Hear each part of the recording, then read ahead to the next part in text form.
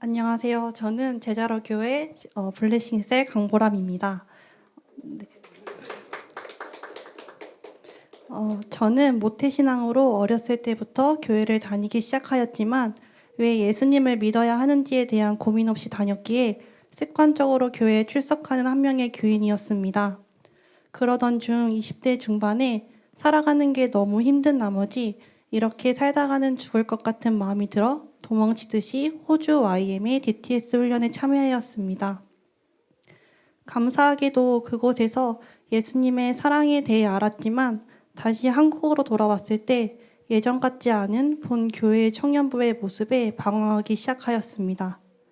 그렇게 교회를 다니는 것도 다니지 않는 것도 아닌 약 4년의 시간이 지나던 중 언니의 권유로 이 복음을 알게 되었고 얼마 시간이 지나지 않아 전도사님을 만나게 되었습니다. 처음에는 가볍게 1대1로 만나 밥을 먹고 이야기를 하던 중 새신자 교육에 대한 이야기가 나왔고 하루빨리 이 방황을 끝내고 싶던 저는 좋다고 대답하며 새신자 교육을 받게 되었습니다. 새신자 교육을 받기 전에 저는 아침부터 저녁까지 온전히 자기 개발을 위해 힘쓰는 한 명의 청년이었습니다.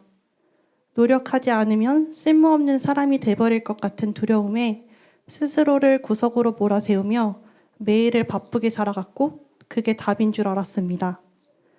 사람들을 만나는 것은 좋아하지만 새로운 공간에 가는 것에 대한 두려움이 커서 양육을 받고 있음에도 불구하고 코로나를 핑계로 온라인 예배에 참여하고 있었습니다. 그러던 중에 작년 초반에 문득 들었던 마음인 2021년도에는 내가 제자로 교회로 가겠구나라는 마음이 떠올랐고 지금이 바로 행동할 때라는 감동이 들어 마음을 정하고 교회로 발걸음을 옮기게 되었습니다. 그때까지 기도는 하지만 집에서는 큰 소리로 방언 기도하는 것이 어렵게 느껴졌고 하나님에게 내 문제를 털어놓는 것이 문제 해결의 책임을 회피하는 것 같아 불편하였습니다. 또한 하나님께 헌신하는 삶은 내 모든 걸 포기해야 한다고 생각했기에 의식적으로도 거리를 유지하려고 했었습니다.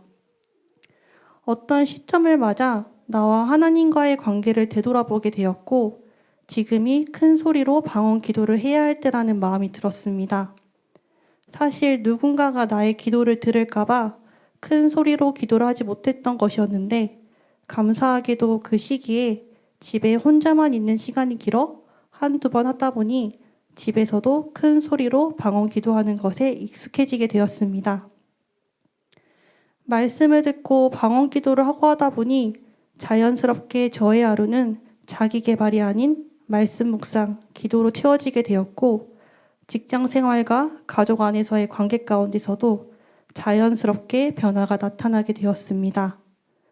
긍정적으로는 살지만 그 속을 들여다보면 부정적이고 비판적이던 모습에서 말씀으로 상황을 바라보게 되었고 기대와 감사의 말을 하기 시작하였습니다.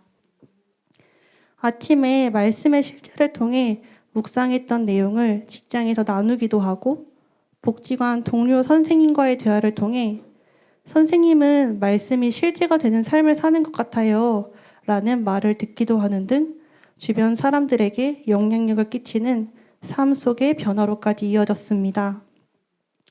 그렇게 감사한 하루하루를 보내다 주일 말씀에서 셀 모임의 중요성에 대해 들었고 함께할 때 더 의미가 있는 셀 모임에 대해 생각해보게 되었습니다.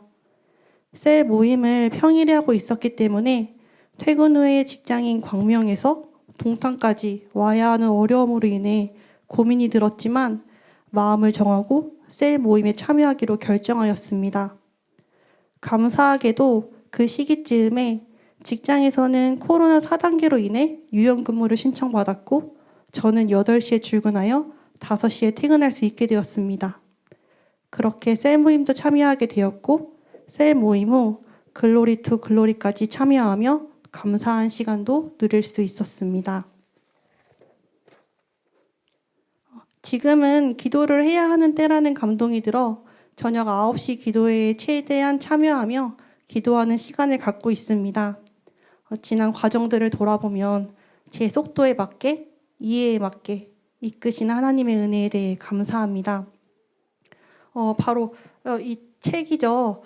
제자로 교회 주일 말씀 요약본인데요. 나의 세상을 변화시키는 메시지는 이러한 저의 여정의 원동력으로 좀 작용하였습니다.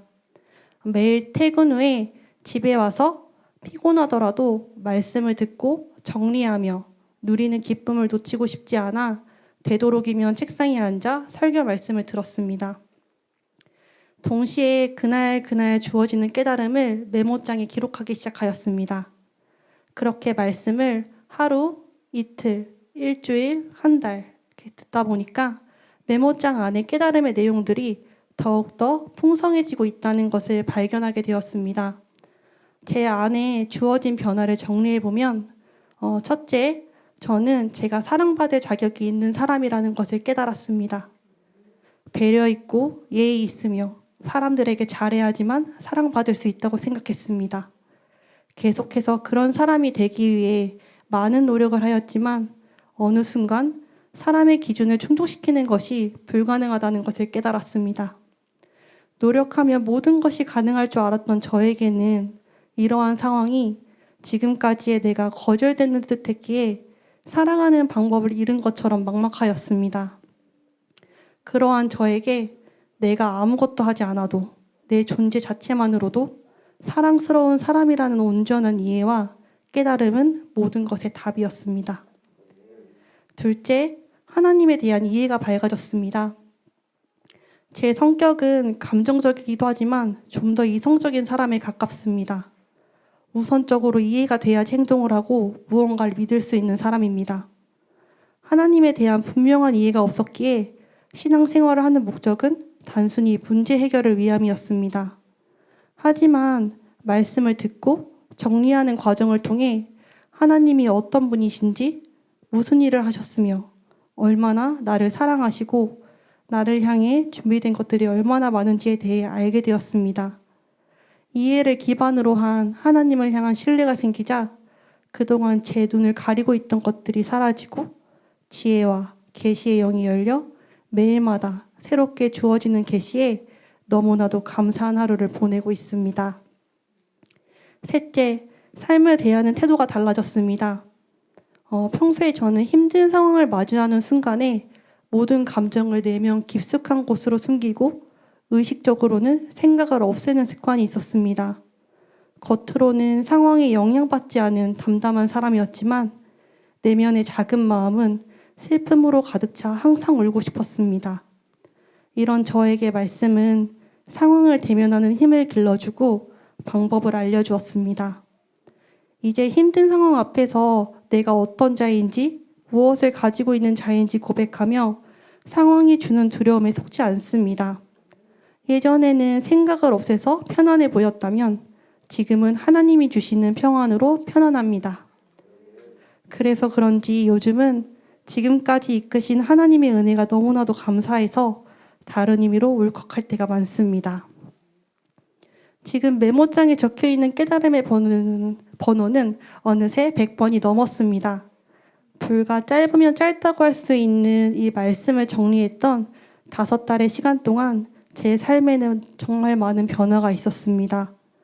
너무나도 감사한 마음에 저는 주변 사람들에게 나에게 2021년은 결코 잊지 못할 한 해야 라고 말하며 이 모든 것이 예수님의 은혜임을 전합니다. 또한 하나님은 나에게 어떤 존재인지에 대한 답도 찾았습니다. 저에게 하나님은 실수가 없으신 분이십니다. 저는 그러한 하나님을 찬양하며 신뢰합니다. 앞으로도 저에게 많은 성장이 있을 것임을 저는 압니다. 그렇기에 기대하며 매일을 기쁨으로 살아갑니다. 마지막으로 제가 이 정리를 할 때 꼭 마지막에 제 생각을 적었었는데요. 그 생각 중에 몇몇 개를 좀 꼽아가지고 영상을 한번 만들어 보았어요. 그래서 마지막으로 그거 보시고 짧지만 은혜 가득한 시간 되셨으면 좋겠습니다.